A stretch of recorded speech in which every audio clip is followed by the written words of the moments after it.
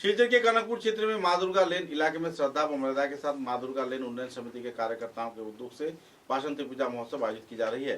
इस उत्सव को लेकर पुरुष, महिला, युवक, युवती, बच्चे, बूढ़े, नौजवान सभी को एक मत प्रस्तुत कर माँ वासंती देवी के चरणों में अपना श्रद्धांजलि अर्पण करते देखा गया। साथ ही लोगों के बीच महाप्रसाद वितरण किए गए। महानवमी के अवसर पर कई कार्यक्रम भी हाथों में लिया गया है।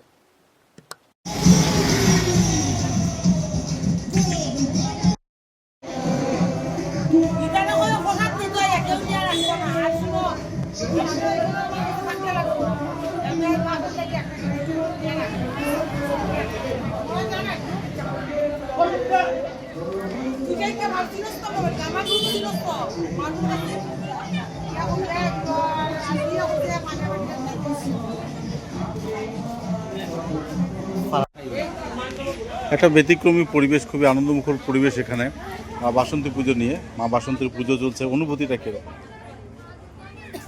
আমাদের কনকপুর সার্বজনীন পূজা কমিটি এবার প্রথম আমরা এই উদ্যোগ নিয়েছি বাসন্তী পূজা করার। আর এখানকার আপামার জনসাধারণ এতে সামিল হয়েছেন, এতে আমরা খুব আনন্দিত। আমাদের ইচ্ছে প্রত্যেকবারই এরকম আমাদের মায়ের চরণে আমরা পুষ্পাঞ্জলি দেব। আর আজ ও আগামীকাল আমাদের সাংস্কৃতিক প্রোগ্রাম রয়েছে সন্ধ্যার পর। সবার উপস্থিতি কামনা করছি। মা বাসন্তীর আশীর্বাদে সবার সার্বিক মঙ্গল কামনা। প্রতি বছর এই পুজো হবে বলে মনে হয়? হ্যাঁ, আমাদের এবারে যে উদ্যোগ নেওয়া হয়েছে, এখানে বৃহত্তর কনকপুর সবাই এখানে সামিল হয়েছেন।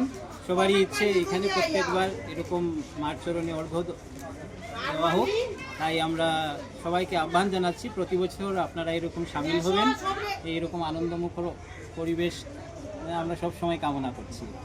সবাইকে ধন্যবাদ জানিয়ে আমাদের বক্তব্য এখানেই রাখছি, শেষ করছি।